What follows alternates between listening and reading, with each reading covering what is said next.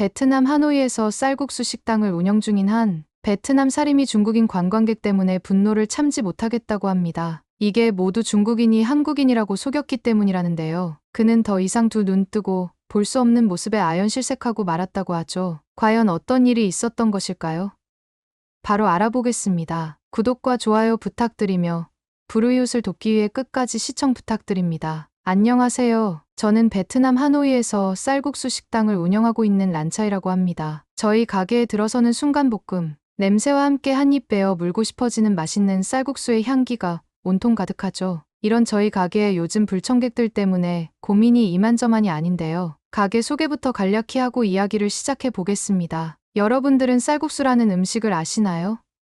세계적으로 가장 유명한 베트남 음식 중 하나인 쌀국수는 맛있는 국수 요리입니다. 대부분의 한국 분들께서도 면 요리를 굉장히 좋아하는 것으로 알고 있는데요. 그래서 저희 가게에도 한국인 관광객들로 항상 가득했어요. 하여간 쌀국수는 계란, 두부, 피쉬, 소스, 마늘, 설탕 등을 고루 섞은 소스를 넣고 만듭니다. 땅콩 토핑을 포함하여 베트남에서 구할 수 있는 신선한 식재료들이 쌀국수의 주재료가 되며 여기에 돼지고기, 닭고기, 새우 또는 기타 해산물을 추가해서 함께 먹기도 하는데요. 이 쌀국수는 베트남의 국민 요리와도 같은 음식이랍니다. 베트남 전역의 노점상에서 고급 레스토랑에 이르기까지 다양한 형태의 쌀국수를 다양한 가격으로 만나볼 수 있으며 전 세계에 진출한 베트남 레스토랑에도 빠지지 않고 등장하는 메뉴이기도 하죠. 베트남에 방문했을 때 싸고 빠르고 맛있기까지 한 음식이 필요하시다면 꼭 한번 시도해볼 가치가 있을 거예요. 그리고 쌀국수 외에도 베트남에는 정말 다양한 면 요리가 있으니 면 요리를 좋아하시는 한국분들 입맛에 맞는 음식이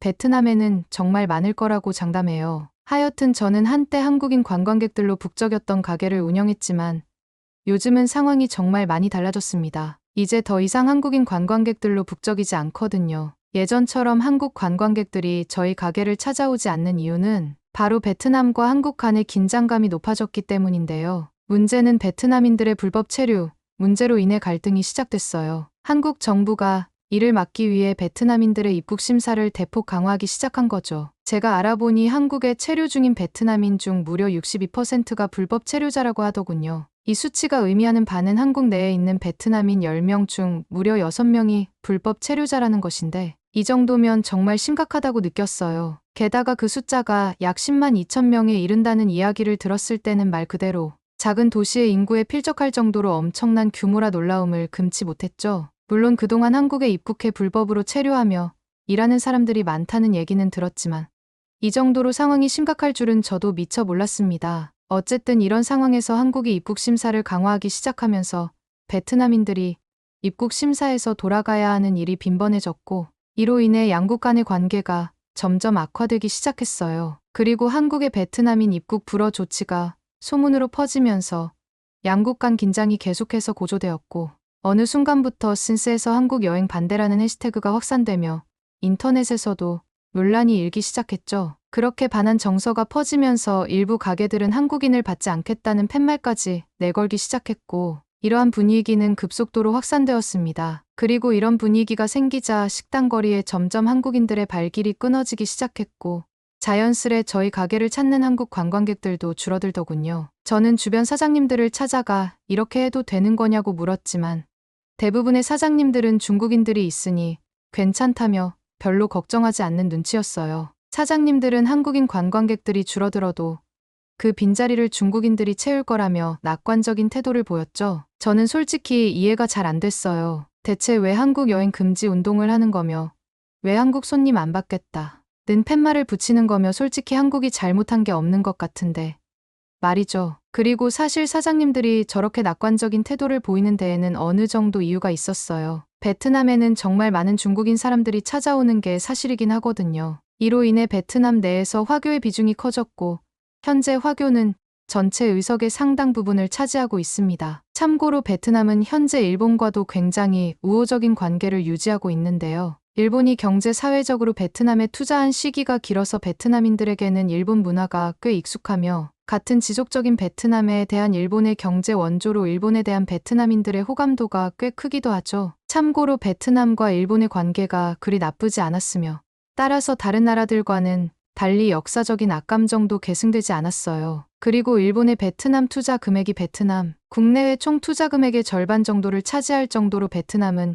일본에 경제적으로 종속되어 있고 자동차 시장에서는 일본 회사 비율이 80%가 넘을 정도로 베트남에서는 일본의 영향력도 굉장히 큰 편입니다. 이러한 상황에서 베트남은 경제적으로는 일본의 정치적으로는 중국에 종속된 상태라고 볼 수 있습니다. 게다가 심지어 베트남은 중국이 형제나 다름없고 양국이 서로 의지해야 하며 베트남은 큰형인 중국에게 의지해야 한다고 말했을 정도로 현재 베트남은 중국에게 의지 중이라고 보면 되는데요. 특히 중국과의 관계는 군사 분야에서도 두드러집니다. 베트남은 2016년부터 매년 중국과 합동 군사훈련을 실시하고 있으며 2023년에는 베트남 국방부 장관이 중국을 방문해 양국의 친밀한 관계를 과시하기도 했죠. 또한 베트남은 중국산 무기를 대량으로 구매하며 군사협력을 강화하고 있습니다. 언제부터인가 중국과 베트남이 정말 급속도로 가까워졌다는 게 느껴진달까요?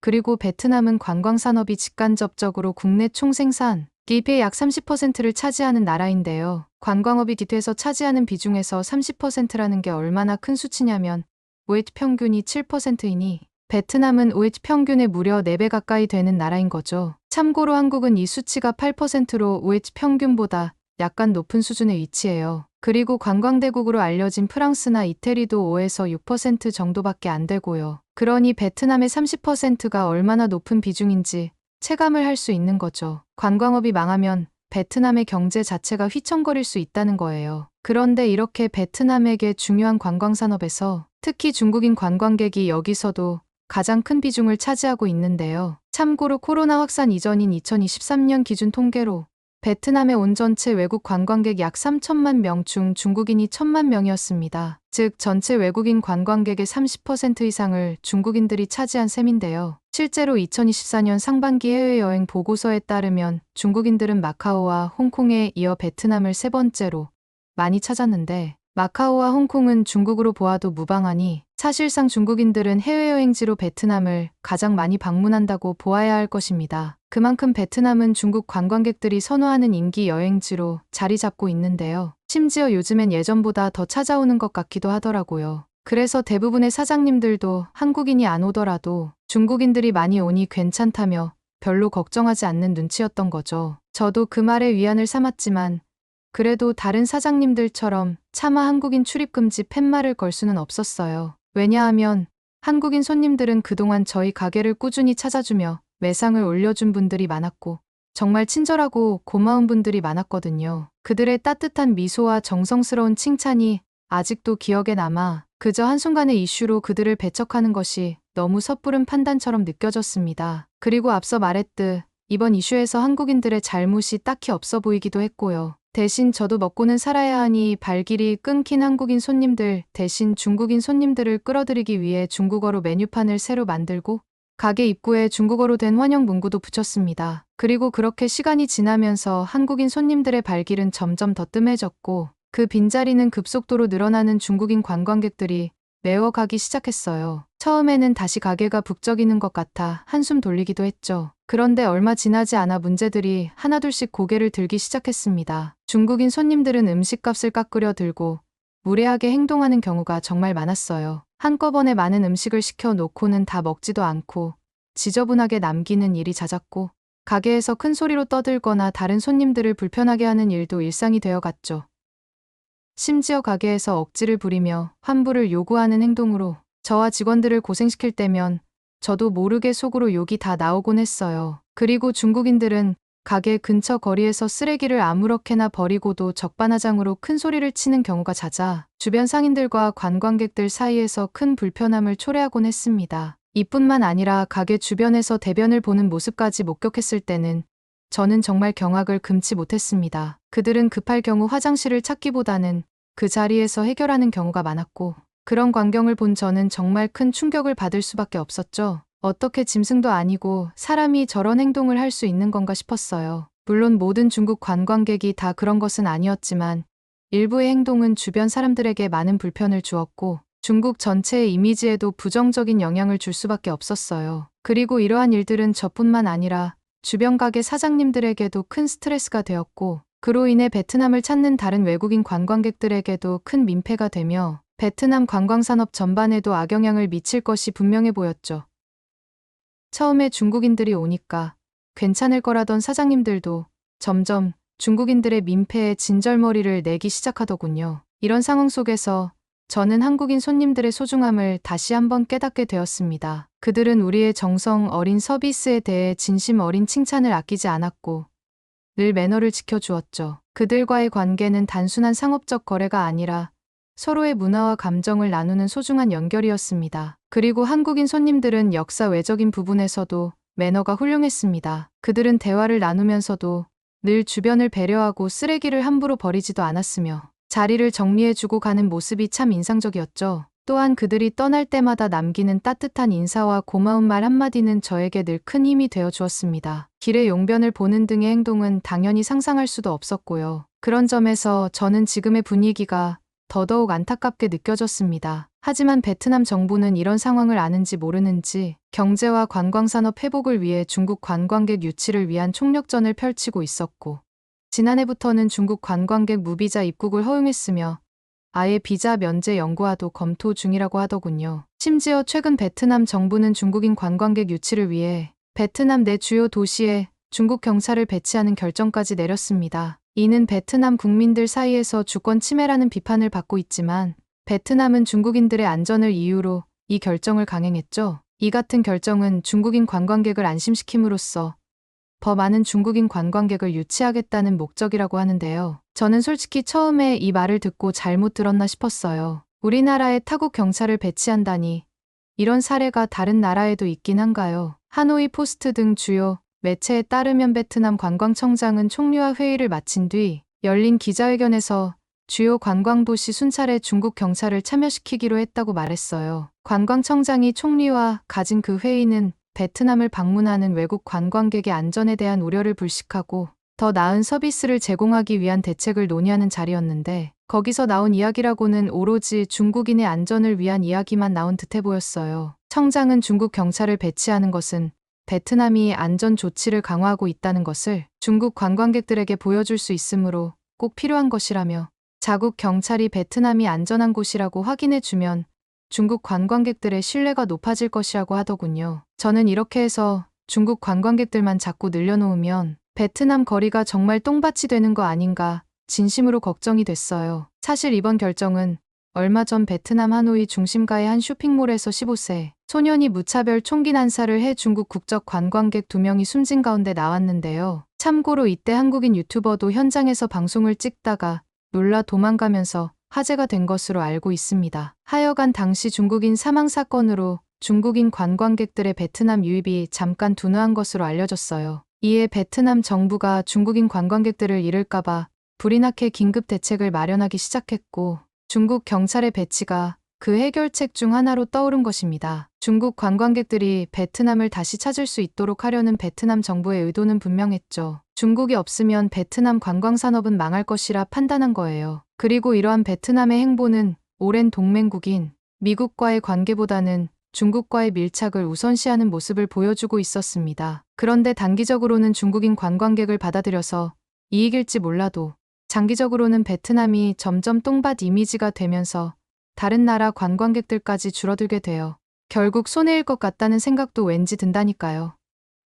그리고 앞서 말했듯 중국 경찰 배치는 베트남 국민들 사이에서 주권 침해에 대한 우려를 불러일으키며 부정적인 여론도 정말 만만치 않은 상황인데요. 사실 당연할 수밖에 없는 거죠. 베트남이 중국 경찰을 초청해 배치하는 결정은 단순한 안전 조치로 비춰질 수도 있지만 많은 베트남인들은 이를 국가 주권을 위협하는 행위로 받아들였습니다. 외국 경찰이 자국 내에서 활동하는 상황은 국민들에게 불안감을 주고 있으며 베트남 정부의 결정이 정말 베트남 국민들의 이익을 최우선으로 한 것인지에 대한 의구심을 증폭시켰죠. 대체 어느 나라에서 자기 나라의 다른 나라 경찰을 배치하면 좋아할까요? 한국을 예로 들면 한국 관광지에 중국 경찰이나 일본 경찰이 와서 지키고 있다고 하면 아마 난리가 나고 시위가 일어나지 않을까요? 그런데 베트남에서는 시위가 일어나도 사실 별로 소용도 없답니다. 베트남에서 서민들의 목소리는 거의 묵살되는 것이 대부분이거든요. 베트남의 내부 정치 상황도 정말 답이 없거든요. 베트남에서는 정치인이나 부유한 계층이 법의 처벌을 받지 않는 사례가 많아 국민들의 분노를 자아내고 있는데요. 얼마 전엔 한 대기업 창업자의 손자가 교통사고를 일으켜 경찰을 사망에 이르게 했지만 결국 무혐의로 풀려난 일도 있었어요. 이로 인해 베트남에서는 여론이 굉장히 악화되기도 했죠. 이러한 상황 속에서 베트남 국민들은 정부와 왕실에 대한 불만을 표출하기 위해 시위를 벌이기도 했지만 정부와 왕실의 강력한 진압으로 인해 변화는 쉽지 않습니다. 또한 베트남 정부는 이러한 내부 문제를 덮기 위해 외부로 시선을 돌리려는 시도를 하고 있으며 이에 따라 과도한 조치들이 계속되고 있죠. 저는 베트남 정부가 국민들의 상처를 무시하고 자극하는 발언을 멈추고 보다 근본적인 문제 해결에 집중하기를 바랍니다. 그리고 무엇보다 저는 베트남 정부가 중국인 관광객에만 집중할 게 아니라 제발 한국인 관광객 유치에도 신경을 써줬으면 합니다. 한국인들은 중국인들에 비해 매너가 좋고 소란을 덜 피우며 지역사회에 훨씬 더 긍정적인 영향을 주는 관광객들입니다. 오히려 이미지에 마이너스가 되는 중국인 관광객보다 한국인 관광객을 다시 유치하는 것이 베트남의 관광 산업에도 훨씬 더 큰 도움이 될 것이라고 생각합니다. 또한 다양한 국가의 관광객을 고루 유치해야 베트남의 이미지도 장기적으로 더 긍정적으로 유지될 수 있다고 보고요. 저는 한국인 관광객들이 다시 돌아와 주길 간절히 바라며 그들이 베트남을 방문했을 때 느낄 수 있는 따뜻한 환대를 늘 준비하고 있습니다. 다시 만날 날을 기다리며 그들의 방문이 하루빨리 이루어지길 소망하고 있습니다. 베트남 정부가 빨리 현명한 판단을 하길 바랍니다. 여러분의 의견이 있으시다면 댓글로 부탁드리며 더욱 감동적인 다음 사연으로 넘어가겠습니다. 일본 뉴스에서는 연일 한국은 다시 추락하고 일본이 다시 떠오른다라는 이야기를 하고 있는데요. 일본 청년들의 실업률은 급격히 낮아졌으며 대학생들이 조기 취업하고 있다라는 소식을 전하며 한국의 냉혹한 취업 시장과 비교해서 일본의 청년들은 다시 황금 세대를 쓰고 있다고 말합니다. 하지만 그 실상을 들여다보면 과연 일본 언론이 이렇게 설레발치며 말할 수 있는 분위기가 맞나라는 의문이 듭니다. 어떤 내용인지 지금부터 만나보시죠. 일본의 실업률이 2%대로 내려가고 완전 고용을 넘어 기업에서는 구직자를 찾는 게 하늘의 별 따기라고 말하는 요즘. 하지만 그 진실을 알려드리려고 해요. 저는 후쿠오카 소재 대학에서 졸업 후 일본 회사에 취업, 합격 통보를 받았다가 지옥 같은 3개월 보내고 무작정 한국으로 도망쳐온 와카나라고 합니다. 일본 대학 졸업을 앞두고 저는 누구보다 빠르게 취업을 확정지었어요. 남들보다 한 발 앞선 4학년 초에 이미 취업이 결정되었죠. 당시에는 정말 취업이 어렵지 않았어요. 일본의 네로라 하는 기업들이 앞다투어 면접을 실시하고 있었고 저는 운이 좋게도 빠르게 합격해 기쁨을 누렸죠. 주변 어른들은 지금 젊은 세대는 일본이 다시 높게 날아오를 수 있는 최고의 황금 세대라며 입이 마르도록 칭찬했어요. 그들은 지금의 젊은이들이 과거 80년대 일본의 경제 호황기, 이른바 버블 시대의 영광을 다시 누릴 수 있을 거라며 큰 기대를 품고 있었죠. 그런 분위기 속에서 저 역시 일본 부흥에 대한 희망을 품으며 졸업 후의 삶에 대해 굉장히 기대가 컸어요. 그리고 4학년 생활은 그야말로 자유롭고 여유로웠어요. 이미 취업이 확정된 상태였으니 수업보다는 친구들과 놀러 다니고 졸업 여행을 준비하면서 졸업 후의 삶에 대해 설레는 마음으로 기대에 부풀어 있었죠. 그러던 중 졸업을 3개월 앞둔 시점 회사에 조기 입사하라는 연락을 받았어요. 신입사원 연수도 겸할 겸 회사 생활을 미리 경험하라는 취지라며요. 처음에는 회사의 배려라고 생각했어요. 사회 초년생으로서 미리 경험을 쌓는 게 도움이 되겠지 라는 마음으로 입사를 결정했죠. 생각보다 대규모로 모인 동기들을 보니 처음에는 굉장히 설레서요. 이 많은 사람들이 같은 시기에 함께 시작한다는 사실이 이상하게 든든하기도 하고 한편으로는 경쟁심도 자극됐죠.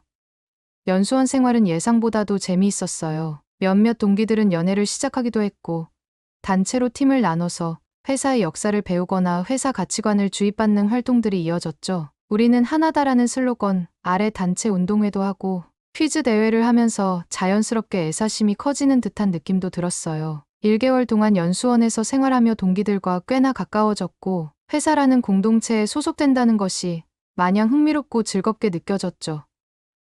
이 회사라면 내 미래도 안정적일 거라 확신하기도 했어요. 특히 회사가 제공한 숙소는 깔끔했고 식사도 잘 나왔으니 불만을 가질 이유가 없었어요. 하지만 연수원에서의 달콤했던 1개월이 끝나고 본격적으로 각자의 직장으로 배치받으면서 상황은 완전히 달라졌는데요. 연수원에서는 몰랐던 회사의 진짜 모습이 그때부터 하나둘씩 드러나기 시작했죠. 처음 회사로 출근했을 때는 설렘과 기대감으로 가득 차 있었어요. 하지만 그런 기분은 며칠도 가지 않았다는 건데요. 회사 생활의 실체가 눈앞에 펼쳐졌을 때 그야말로 끔찍하다는 말밖에 나오지 않았죠. 지금의 한국과는 비교조차 할 수 없을 만큼 회사는 비효율적인 업무 분장을 가지고 있었어요. 왜 이렇게 사람이 많이 필요한가 싶을 정도로 업무가 지나치게 세분화되어 있었죠. 업무 분장이 명확한 것 같으면서도 그 목적이나 효율성은 전혀 이해되지 않았다는 거예요. 같은 동기들 중 한 명은 회사에서 가장 큰 부서로 배정받아 모두의 부러움을 샀는데 그 친구의 업무는 정말 충격적이었어요. 부서원들이 사용하는 도장을 관리하고 그 도장의 각도를 일정하게 맞춰 찍는 일이 전부였다고 하더군요. 처음에는 농담인 줄 알았는데 진짜였다니까요. 물론 신입사원이 중요한 일을 바로 맡을 수 없다는 건 충분히 공감할 수 있어요. 실수를 최소화하고 조직에 익숙해지라는 취지는 이해가 갔죠. 하지만 도장 각도를 맞추는 일이 회사 발전에 무슨 기여를 할 수 있는지, 비생산적인 업무가 왜 필요한지 도저히 이해할 수 없었어요. 다른 동기들 역시 별반 다르지 않았어요. 서류를 분류하거나 숫자를 정리하는 단순 작업, 심지어 몇몇 동기들은 차 대접 같은 허드렛일로 하루를 보내야 했죠. 이런 업무를 하면서 도대체 왜 이렇게까지 비효율적인 시스템을 유지하고 있는지, 아니 왜 이런 일자리를 굳이 만들어내야 하는지 의문이 들기 시작했어요. 결국 신입사원으로서 회사를 이해하고 애정을 키우는 게 아니라 회사가 왜 이 모양인지부터 고민하게 만드는 하루하루가 이어질 수밖에 없었죠. 게다가 회사에 10년 먼저 들어온 선배들의 모습을 보면서 제 미래가 너무나도 암담하게 느껴졌어요. 선배들은 하나같이 가난한 삶을 살고 있었고 여유라고는 찾아볼 수 없었죠. 다들 몇 년씩 일했음에도 모은 돈은 거의 없었고 차 한 대를 사는 것도 꿈 같은 이야기였어요. 퇴근길 지하철 안에서 스마트폰으로 중고차 시세를 보면서 입맛만 다시는 선배들의 모습을 매일 봐야 했죠. 그런데 정작 차를 살 수는 없어서 그냥 허공에 한숨만 쉬고 있었어요. 그런 선배들은 신입사원인 저희에게 모질게 굴었어요. 처음에는 그게 회사 생활의 일환인 줄 알았는데 시간이 지나면서 그 이유가 단순히 불안감 때문이라는 걸 알게 되었어요. 매년 물밀듯이 몰려오는 신입사원들 사이에서 자신들이 언제 잘릴지 모른다는 공포가 선배들을 그렇게 비굴하게 만든 거였죠. 자기 자리조차 지키기 힘들다 보니 신입사원들에게 짐을 떠넘기거나 스트레스를 푸는 모습이 한심하고 가엽게 느껴질 정도였어요. 그래서 저 역시 이곳에서 탈출하고 싶었어요. 하지만 이미 졸업하기 전에 회사에 조기 취업해서 출근하고 있는 상황에서 퇴사한다는 건 큰 리스크를 동반했죠. 퇴사하면 다시 학교로 돌아가야 했는데 문제는 조기 취업을 확정받고 왔기 때문에 대부분의 동기들과 마찬가지로 학점을 망쳐버렸다는 거였어요. 게다가 몇 개월 만에 회사를 그만뒀다는 주홍 글씨 같은 이력은 다른 회사로의 취업을 막아버리는 장애물이 될 게 뻔했어요. 결국 모두가 이를 악물고 버텨야만 하는 상황이었어요. 회사가 지옥 같아도 퇴사 후에는 더 나쁜 상황이 기다리고 있다는 현실이 우리를 이곳에 가둬버렸죠. 그러다가 동기 한 명이 먼저 용기를 내서 퇴사를 했어요. 그 소식이 들리자마자 우리 모두 그 동기를 부러워하기 시작했죠. 아무리 힘들어도 퇴사는 상상도 못했던 우리였기에 그 동기의 결단은 엄청난 용기로 보였어요. 그 동기는 평소 한국어를 공부하고 있었는데요. 원래는 한국에 취업하려는 목표를 가지고 있었지만 마침 일본에서 고용붐이 일어나고 있던 시기라 한국으로 가지 않아도 취업이 가능했던 상황이었기에 그래서 별 고민 없이 일본 회사에 취업을 선택했지만 막상 현실을 경험해보니 자신의 결정이 잘못된 선택이었다고 느꼈던 거죠. 그 동기는 퇴사하면서 자신이 한국으로 다시 가기 위한 도전을 시작하겠다고 선언했어요. 처음부터 한국에서 도전했어야 했는데 괜히 일본의 고용 상황에 흔들렸다며 솔직한 심정을 털어놨고 더 이상 후회하지 않기 위해 과감히 떠난다고 했죠. 그 말을 들으면서 다들 놀랐고 동시에 부러워했어요. 정말로 자신의 길을 찾아 떠나는 모습이 멋져 보이기도 했고요. 우리 중 누구도 쉽게 할 수 없는 결정을 한 동기의 모습은 마치 영화의 주인공처럼 보였어요. 나도 저렇게 용기 내고 싶다는 마음이 들면서도 현실적으로 자신 있게 결단을 내리지 못하는 저와 다른 동기들의 모습이 한없이 초라하게 느껴졌던 순간이었죠. 그러면서 그 동기가 퇴사하기 전에 남긴 말들이 우리를 혼란에 빠뜨렸어요. 한국에 취업하는 게 당연히 쉽지 않고 일본보다 난관이 많을 수 있지만 만약 취업만 성공한다면 일본에서 받는 월급보다 더 받을 수 있다는 이야기를 했거든요. 그뿐만 아니라 한국인들이 이제는 일본인들보다 더 부유하다는 말까지 했어요. 처음에는 다들 말도 안 된다며 믿지 않았죠. 일본은 여전히 세계 3위의 경제 대국이고 우리는 어릴 때부터 한국은 일본보다 훨씬 작은 나라라는 교육을 받아왔으니까요. 그런데 동기는 근거를 들어가며 설명했어요. 한국은 경제적으로 꾸준히 성장하고 있고 일본은 정체되거나 오히려 뒤처지고 있다는 사실을 통계로 확인할 수 있다며 이런 현실을 일본 사회가 인정하지 않을 뿐이라고 했죠. 특히 동기는 한국에서 일하는 일본인들의 사례를 들어줬어요. 한국에 취업한 일본인들이 일본보다 훨씬 더 높은 소득을 자랑하고 있다고 했죠. 거기다 생활비까지 고려하면 한국에서 사는 게 훨씬 이득이라는 이야기까지.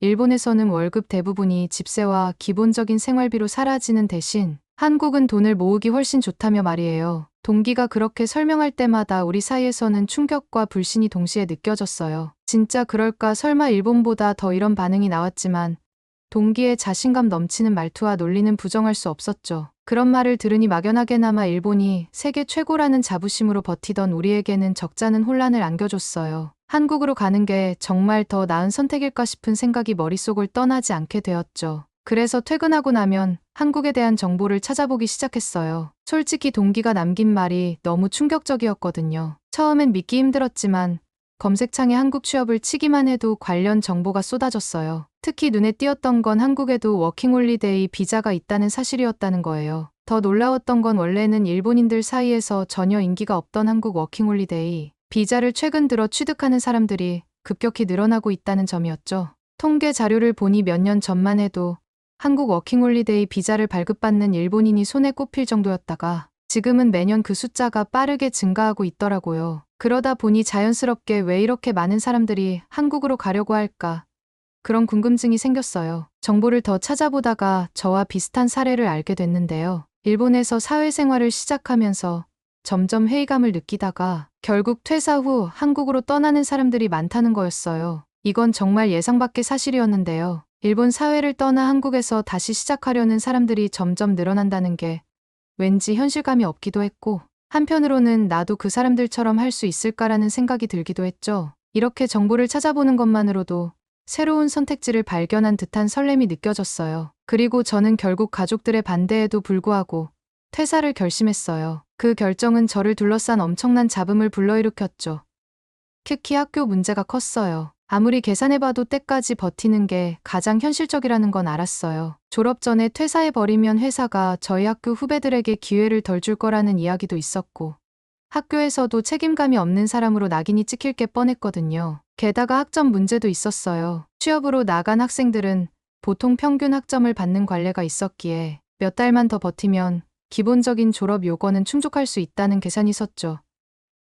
저 역시나 별 수 없는 학생이자 직장인 신분이기에 몇 달만 버텨보기로 결정했어요. 대신 그렇게 몇 달을 더 버티기로 결심하면서 그 시간 동안 한국어를 공부하며 차근차근 한국으로 갈 준비를 시작하기로 마음먹었죠. 도서관에서 한국어 교재를 빌리고 유튜브에서 무료 강의를 찾아보며 하나하나 배워 나갔어요. 퇴근 후 늦은 시간까지 한국어 공부를 하면서도 내가 정말 이걸 할 수 있을까라는 의문과 동시에 한국에서의 새 출발에 대한 기대감이 섞여 묘한 감정이 들었다는 거죠. 졸업과 동시에 퇴직계를 제출하는 순간 머릿속은 복잡한 생각들로 가득했어요. 드디어 끝났다는 해방감과 함께 앞으로 펼쳐질 새로운 도전에 대한 약간의 두려움도 스쳐갔죠.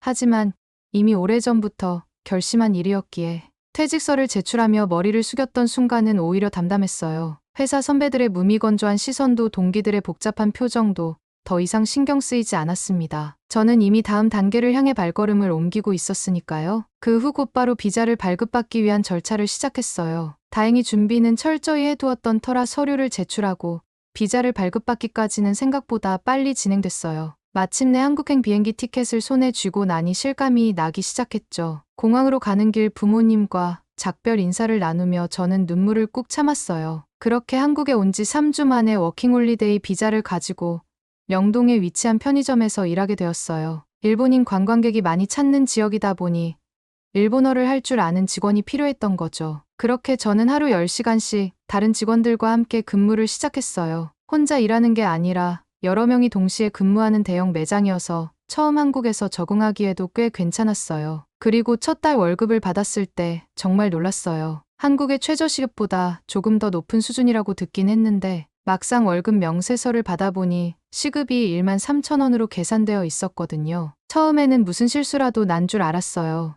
양심상 잘못 나온 거라 생각하고 점장님께 물어봤죠.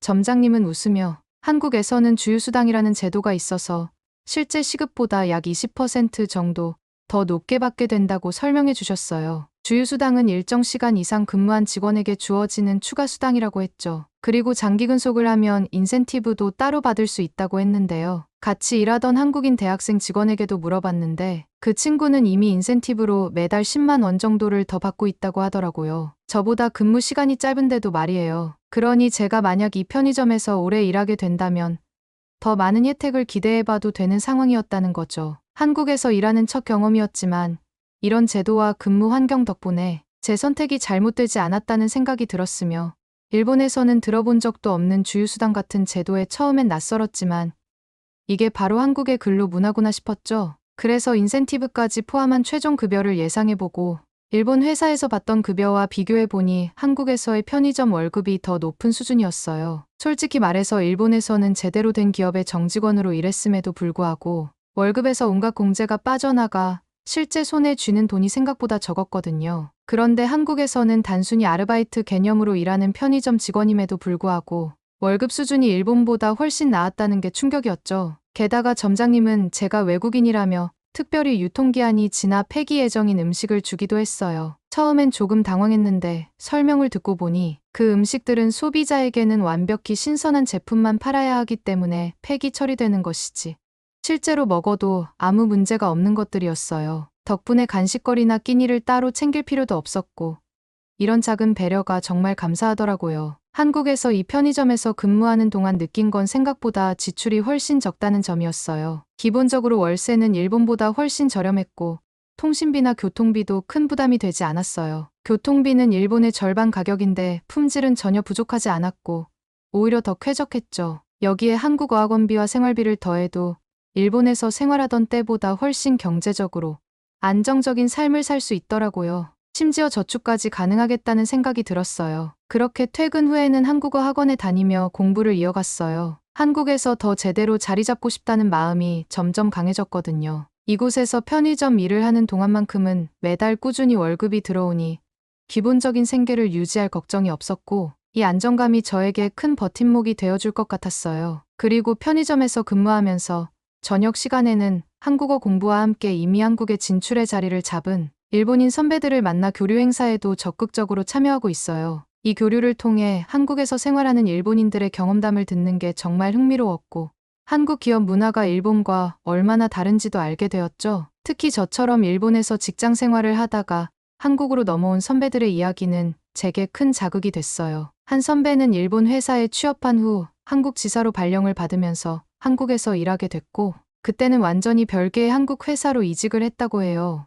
이 과정에서 선배는 자신의 커리어가 단계별로 업그레이드되는 느낌을 받았다며 일본에서는 상상할 수 없었던 성장의 기회를 한국에서 얻었다고 말했어요. 선배의 말에 따르면 한국 기업에서는 개인의 성과와 능력을 중시하고 젊은 사람들에게도 중요한 역할과 기회를 주는 분위기가 강화되어 반면 일본에서는 선배와 후배 사이에 엄격한 서열 문화나 연공, 서열 위주의 시스템이 발목을 잡는 경우가 많아 젊은 사람들이 자신의 잠재력을 충분히 발휘하기 어렵다는 거죠. 선배는 이 차이 덕분에 한국이 일본을 따라잡을 수 있었고 이제는 점점 더 큰 격차가 생길 거라고 확신하더라고요. 선배는 한국 회사에서 일하면서 느낀 점 중 하나가 한국의 빠른 의사결정과 실질적인 업무 방식이랬어요. 일본에서는 끊임없는 회의와 보고서 작성 그 뒤에도 결정을 내리는데 시간이 너무 오래 걸리는 반면 한국은 실질적인 결과물에 초점을 맞춘다는 이야기도 해줬어요. 하나부터 열까지 한국이 왜 일본을 따라잡았는지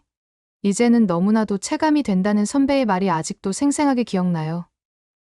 그러니까 이제는 제가 한국이라는 더 큰 경제 대국에 몸을 담고 있다는 느낌이 들어요. 답답했던 일본 회사의 분위기를 떠나온 것도 정말 잘한 선택이었다고 생각해요. 무엇보다도 금전적인 풍요로움을 원한다면 단연코 한국이 더 맞는 선택이라는 것을 알게 되었죠. 후회라는 감정은 제게 남아있지 않아요. 오히려 한국에서의 삶에 대한 기대감과 희망으로 가득 차 있을 뿐이에요. 지금 일본 대학에서는 조기 취업 열풍이 불고 있다고 하지만 그 열풍에 속지 마세요. 과거 80년대 일본의 황금시대는 결코 다시 오지 않을 것입니다. 제가 한국에서 찾은 새로운 가능성과 기회를 여러분도 꼭 경험해 보길 바랄게요. 일본에서 느꼈던 답답함과 한계를 넘어서고 싶다면 한국이라는 선택은 여러분을 더 높은 곳으로 이끌어 줄 거라고 확신한다고 말씀드리면서 제가 드리고 싶은 말은 여기서 마칠게요. 그러면 더욱 재미있는 다음 사연으로 넘어가겠습니다. 20년, 30년 전도 아닙니다. 딱 10년 전으로만 돌아가더라도 한국의 젊은이들은 일본은 절대로 따라잡을 수 없는 우월한 나라라고 생각하며 일본에 일을 하러 떠나가는 사람들도 많았다는 점인데요. 환율을 고려하여 당시 일본은 우리나라 돈으로 시급 10,000원 수준의 최저임금을 가지고 있었고 일본인들의 평균적인 생활 수준은 우리나라보다 높았습니다. 하지만 불과 10년 사이 모든 지표는 거꾸로 향했으며 우리나라 사람들이 더 이상 일본을 부러워할 일이 없다는 것은 자명한 사실이 되었습니다. 10년 전 한국의 젊은 세대들이 일본에 대한 찬양이 있던 것과 반대로 이제는 한국인들이 일본을 부러워하지 않는다는 것에 일본인들은 큰 충격을 받았다고 하는데요. 어떤 내용인지 지금부터 사연 만나보시죠. 안녕하세요. 저는 일본의 요코하마에서 7년째 일하고 있는 30대 중반의 직장인 미하루라고 합니다. 그전에는 일본 밖을 한 번도 나가 본 적이 없었고 나가 봐야 할 필요성에 대해서 전혀 못 느끼고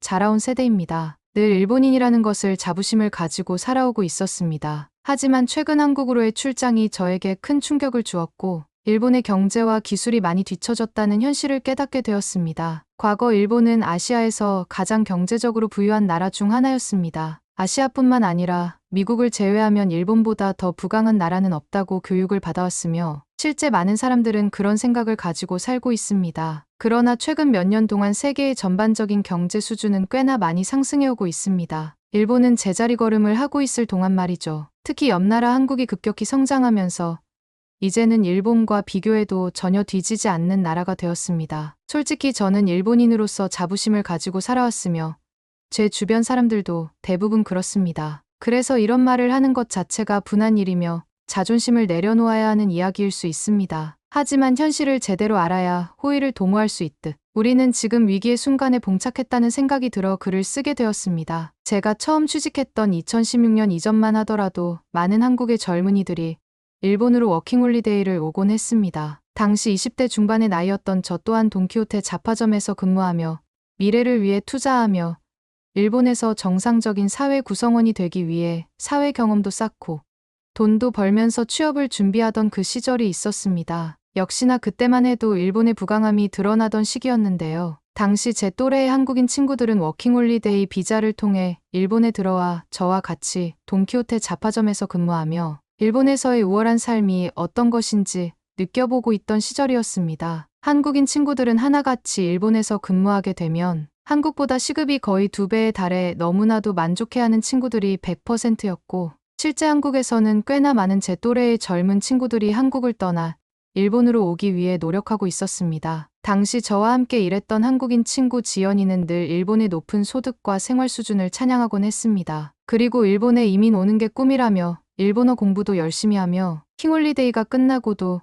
이곳에 정직원으로 취직하거나 다른 일본 회사에라도 취직해서 반드시 일본에 남아야겠다는 생각을 하던 친구였습니다. 지연이라는 친구가 늘 하던 말이 있습니다. 미하루, 일본은 정말 대단해. 한국에서는 이런 생활을 꿈꾸기도 힘들어.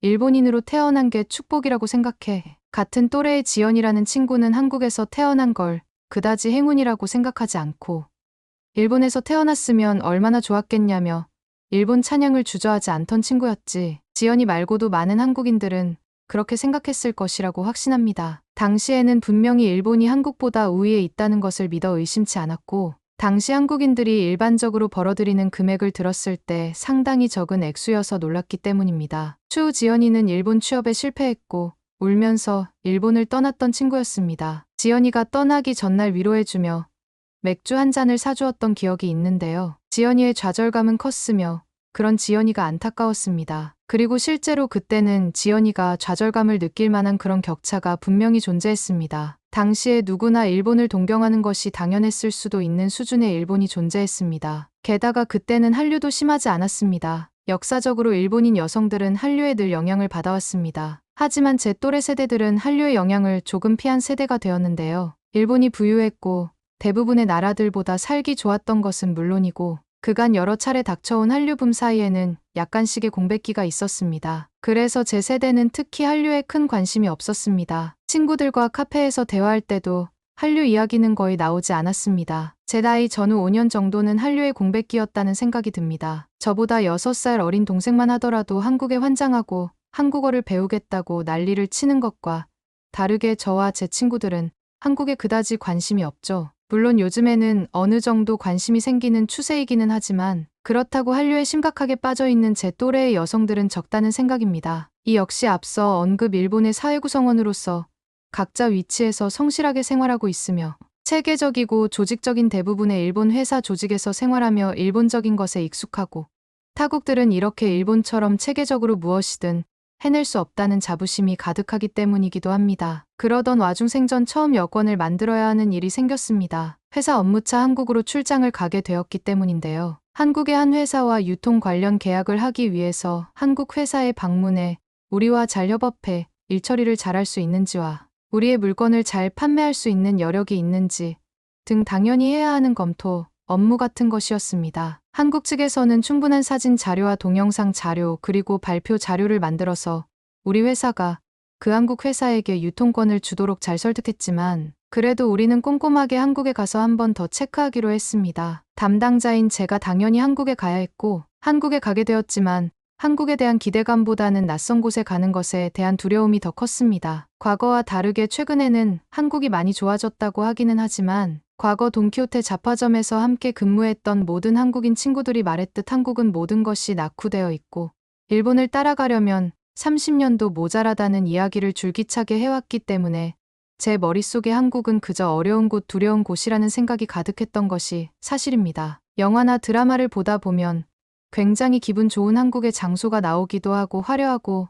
멋진 장소가 나오기도 하지만 그것은 티화면 속 가짜 한국의 모습일지도 모른다는 생각도 있었던 것이 분명하기도 했습니다. 그러나 막상 도착한 한국은 제 예상을 완전히 뒤집었습니다. 한국의 발전된 모습, 엄청나게 거대한 지하철 시스템, 도로를 가득 채운 차량들, 그리고 고급차들이 즐비한 광경은 저를 놀라게 했습니다. 한국 경험이 있는 동생에게 대략적인 이야기를 듣기는 했지만 동생이 한국은 일본과 비슷하면서도 또 다른 모습이라면서 언니가 실제 한국을 본다면 일본보다 더 좋다고 생각할지도 모른다는 이야기를 했을 때 그 말에 코웃음 치며 믿지 않았던 것이 부끄러울 정도 한국은 실제로 일본과 비슷하게 지하철역을 중심으로 수많은 번화한 거리가 있었고 그리고 일본과 다르게 도로에는 늘 자동차로 가득 차 있었으며 건물들을 놓고 그 건물을 빠져나오는 수많은 자동차들 중 고급차도 상당수 많이 보였다는 것에 크게 놀랄 수밖에 없었습니다. 한국을 구경하거나 한국을 체험하기 위해 온 것은 아니니 업무를 우선순위에 두고 시내 구경은 잠시 뒤로 미루어 놓고 한국의 거래처 회사에 찾아갔습니다. 아무래도 한국 회사를 평가하는 입장이었기에 객관적인 상황으로 적절히 판단하기 위해서 공항에서부터 의전을 나와 우리를 대접하겠다고 했던 한국 회사의 호의를 극구 거절하고 우리 발걸음으로 직접 한국 회사를 찾아가는 길 한국의 발전된 습에 상당히 놀라는 저였습니다. 그렇게 한국 거래처 회사에 도착했고 한국에서의 첫 미팅에서도 충격을 받았습니다. 일본 회사에서는 미국 회사 직원들이 오면 아무래도 우리는 주눅 들기 마련인데 한국인들은 우리를 보고 전혀 주눅 들지 않았습니다. 오히려 친절하게 대해주면서도 당당한 모습이 인상적이었습니다. 아무래도 우리 회사가 한국 회사에 유통권을 주는 입장이고 물론 업무가 시작되고 사업이 잘 진행되면 서로 우월하고 열등하고의 관계는 아니겠지만 지금 최소한 우리가 우월한 입장이라는 생각이 있었는데 한국에서는 그런 대접을 해주지 않아서 한국에는 그런 예절이 없는 것인가라며 조금은 의아했던 것은 사실이지만 곧 한국에서는 그런 식으로 비즈니스 매너를 형성하지 않는다는 것을 알게 되었습니다. 다소 숙이는 편이고 겸손한 게 무조건적인 미덕이라고 생각해오던 제 생각이 이렇게 처음 다른 나라와 소통하며 우리 일본의 것이 무조건 올바른 방향이라고 생각했던 그 마음가짐이 부끄러워지기도 했습니다. 당당하고 자신감 있는 비즈니스 방식이 굉장히 매력있다고 느꼈으며 오히려 우리를 주눅들게 만드는 한국인들의 모습이었고요. 이건 한국인이라서가 아니라 이런 식의 당당한 비즈니스 태도를 보여주던 미국 회사의 직원들이 생각났습니다. 우리는 미국인들이 우월적인 입장에 있기 때문에 우리가 당연히 숙여야 한다고 생각했고 국민들도 그런 생각으로 우리의 대접을 받았다고 생각했는데 이제 와서 보니 우리만의 착각이라는 생각이 들었습니다. 그렇게 한국 회사에서 실사를 거쳐 여러 가지 제도를 점검하고 업무 방식에 대한 충분한 설명을 듣고 조정할 점이 있는 것도 이야기하면서 수월하게 한국에서의 출장 업무를 해나가고 있었습니다. 그리고 한국에서는 간단하면서도 정말 필요한 곳에서는 일을 집중적으로 하는 굉장히 효율적인 시스템을 갖추고 있는 모습을 보여주고 있었는데요. 우리가 가장 많이 질문했던 것이 중간중간 과정에서 상사의 결제를 거치지 않는 것이냐는 질문이었습니다. 예를 들어 상품 포장이 완료되었으면 상사에게 보고하여 결제를 한번 받고 그리고 그 다음 단계 운송장이 완성되었으면 또 다른 결제권자가 와서 그걸 결제해주고 나서 그 다음 절차를 거치는 게 아니라 한국에서는 그 모든 과정이 결제 절차 없이 이루어지고 있었다는 점인데요. 이런 점은 갈등이 될 수도 있었으나 한국 문화에서는 이렇게 불필요한 결제 절차를 최소화하면서 일을 하는 게 일반적이라는 사실을 알고 난 뒤 한국 회사와 갈등이 되지 않았습니다. 조금은 일본 회사에서 하는 절차들이 과하다는 생각이 드는 모습이었고 한국에서는 굉장히 효율적으로 일 처리를 하고 있다는 것을 알게 된 후 일본의 회사처럼 체계적이고 완벽한 시스템을 갖춘 나라는 없을 것이라는 생각이 조금은 무너지게 되었습니다. 어디에서나 각자만의 방식이 있는 것이고 한국에서는 극한의 효율을 끌어내기 위해 노력한다는 사실을 알게 되었습니다. 그리고 한국 회사와 업무 처리가 끝나고 업무 외적으로 한국의 회사 사람들과 저녁 자리를 함께 했을 때 한국인들이 더 이상 일본을 부러워하지 않는다는 것을 느꼈습니다. 저녁 자리에 함께 했던 한국 회사의 직원 윤우 씨는 과거 일본에서 워킹홀리데이를 다녀온 경험을 말해주었습니다. 제가 알고 있는 유일한 한국인 친구들은 일본에서 워킹홀리데이 하며 일본을 상당히 부러워하고 일본을 찬양하는 친구들이 많았기에 지금 한국에서 사회의 일원으로 활동하며 생활하고 있는 윤우 씨의 생각이 매우 궁금했습니다. 미하루 씨 그때는 정말 일본이 압도적이고 따라잡을 수 없는 나라라고 생각했어요. 하지만 요즘 한국에서는 그렇게 생각하지 않는 것 같아요. 관련된 내용으로 저에게 매우 솔직한 이야기를 해주기 시작했습니다. 재호 씨는 과거 일본에서 워킹홀리데이를 다녀온 경험을 이야기하며 그 당시 일본이 얼마나 압도적이고 따라잡기 어려운 나라라고 생각했는지 설명하기도 했습니다. 제가 알던 지연이라는 친구처럼 당시 윤우 씨도 일본을 동경했으며 한국은 아직도 멀었다 라는 생각을 실제로도 했다고 했습니다. 그러나 요즘 한국에서는 그런 생각이 많이 바뀌었다고 했습니다. 미하루 씨 예전에는 일본이 경제적으로나 기술적으로 한국보다 훨씬 앞서 있다고 생각했어요. 하지만 최근 몇 년 사이에 한국도 많이 발전했어요. 이제는 한국의 소득이 일본보다 더 높고 환경도 더 좋다고 생각하는 사람들이 많아요. 저는 놀라서 자세히 물어보았습니다. 윤우 씨는 이어서 설명했습니다. 한국인들의 소득은 이미 일본인들의 소득 수준을 넘어서고 있어요. 몇 년 전만 해도 상상도 못했지만 한국이 경제적으로도 일본을 추월하고 있죠. 그리고 생활 환경도 많이 개선되었어요. 서울 같은 대도시는 깨끗하고 안전해요. 공공시설도 잘 되어 있고 대중교통도 매우 편리해요. 사실 원래 한국도 이런 것들은 잘하고 있었지만 소득이 높아지면서 이제 다른 나라를 동경하고 헬조선 한국을 탈출하는 게 답이라고 말하던 젊은 친구들은 사라졌어요. 분명히 예전에는 한국인들이 일본을 동경했지만 이제는 그런 경향이 명확하게 사라졌어요. 여러 면에서 한국의 생활 수준이 전반적으로 높아졌음을 강조했습니다. 그리고 요즘 한국 젊은이들은 더 이상 일본을 부러워하지 않아요. 오히려 한국에서의 삶에 만족하고 있죠. 한국의 교육 시스템, 의료 서비스, 사회복지 등 여러 면에서 생활 환경이 좋기 때문에 사람들이 행복하게 지낼 수 있는 환경이 마련되어 있어요. 윤우 씨의 말을 듣고 저는 큰 충격을 받았습니다. 일본이 항상 앞서 있다고 생각했지만 현실은 꼭 그렇지도 않았습니다. 한국이 이렇게 빠르게 성장하고 있다는 사실이 믿기지 않았습니다. 윤우 씨는 마지막으로 덧붙였습니다. 물론 아직도 일본이 뛰어난 점이 많지만 이제는 한국도 결코 뒤처지지 않는 나라가 되었어요. 앞으로 한국이 더 발전할 것이라고 믿어요. 윤우 씨의 이야기는 제게 큰 깨달음을 주었고 한국과 일본의 현재 위치에 대해 다시 생각하게 만들었습니다. 자세히 이야기를 들어보니 한국의 소득이 이제 일본보다 높고 생활 수준도 일본과 비교해 부족함이 없다는 것이었습니다. 이는 저에게 큰 충격이었습니다. 혹시라도 오해하실까봐 말씀드리면 배윤우 씨가 먼저 저에게 한국과 일본에 대한 이야기를 꺼낸 것이 아니라 일본에서의 경험이 있다고 하니 과거의 이야기를 하면서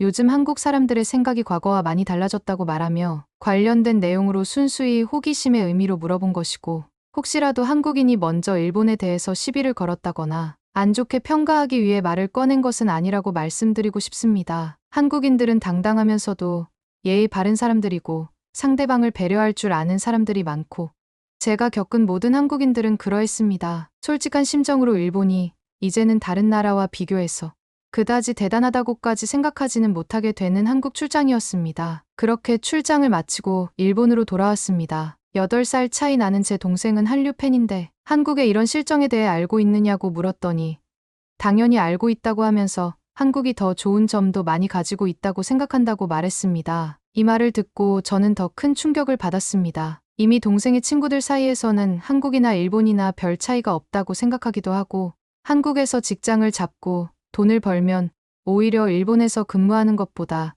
더 좋은 조건이 많다고 생각하는 경향도 있다는 것을 알았습니다. 변화가 필요하지 않나 생각이 들었습니다. 일본의 국력은 약해지고 있고 자존심도 깎여 나가고 있습니다. 아직도 회사에 가보면 일본이 대단한 줄 알고 세계 최고의 수준이라고 생각하는 사람들이 많습니다. 당연히 저 또한 그렇게 살아왔고 자부심은 굉장히 좋은 것입니다. 다만 최근 해외 출장을 경험하고 나서야 이렇게나마 뒤돌아볼 생각을 가지게 된 것이지만요. 하지만 이제는 모두가 경각심을 가지고 분발해야 할 때라고 생각합니다. 일본이 다시 경제와 기술에서 세계를 선도하는 나라가 되기를 바랍니다. 이제 일본은 한국과의 격차를 인정하고 다시 한번 도약할 수 있는 방안을 모색해야 할 것입니다. 언제까지나 영원히 우위에 있을 수는 없는 것이고 실제 추월당하는 것이 현실이 되었으며 이대로 가만히 서 있다가는 언젠가 일본인들이 한국에 가서 워킹홀리데이를 하면서 한국은 따라잡을 수 없는 우월한 나라라며 한국을 부러워할지도 모른다는 생각입니다. 그리고 그동안 한국이나 다른 나라들 출장을 다녀온 사람들은